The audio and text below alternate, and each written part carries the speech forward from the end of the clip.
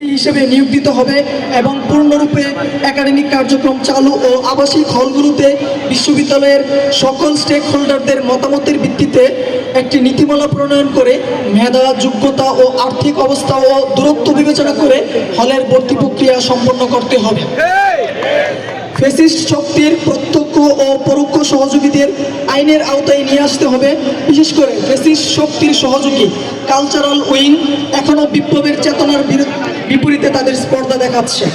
এক্ষেত্রে সরকারি উদ্যোগে বাকশালাইজেশন প্রক্রিয়া সম্পন্ন করতে হবে।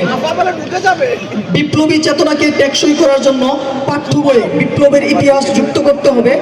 বিশ্ববিদ্যালয় সহ সকল শিক্ষা প্রতিষ্ঠানে বিপ্লব কর্নার বা বিপ্লবের আয়নাগর বা অন্য কোনো নামে স্বতন্ত্র পর্যাপ্ত উপকরণ সমৃদ্ধ কর্নার স্থাপন করতে হবে। সাবিপ্রবির কর্নারকে শহীদ রুদ্র সেন বিপ্লব কর্নার বা আয়নাগর নামে স্থাপন করতে হবে এবং বিশ্ববিদ্যালয়ে শহীদ মুক্ত ওয়াটার কর্নার স্থাপন করতে হবে এবং তাতে বিপ্লবের সুস্পষ্ট স্মারক থাকতে হবে।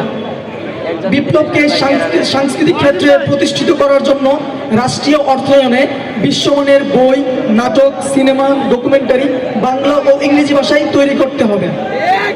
মুক্তিযুদ্ধের একক কৃতিত্ব কারো নয়, এজন্য মুক্তিযুদ্ধের সঠিক ইতিহাস ও পূর্ণাঙ্গ বয়ান তৈরি করতে হবে। মহান মুক্তিযুদ্ধকে 1757, 1857, 1905, 1911, 1947, 1952, 1969 ও 1971-এর ঐতিহাসিক ধারাবাহিকতার আলোকে বর্ণনা করতে হবে, বিচ্ছিন্ন ইতিহাস হিসেবে নয়। মুক্তিযুদ্ধের শহীদদের পূর্ণাঙ্গ তালিকা প্রকাশ করতে হবে এবং ভুয়া মুক্তিযোদ্ধাদের যাবতীয় সুযোগ সুবিধা বাতিল করতে হবে এবং তাদেরকে প্রতারণার দায়ে অভিযুক্ত করে মামলা ও বিচার করতে হবে।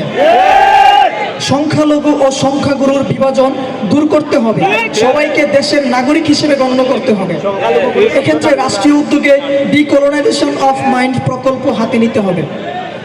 বিপ্লব সুরক্ষা পরিষদ আধিপত্যবাদ বিরোধী মঞ্চ তৈরি করতে হবে এবং দেশের সকল শ্রেণীর নাগরিকদের এতে সম্পৃক্ত করতে হবে।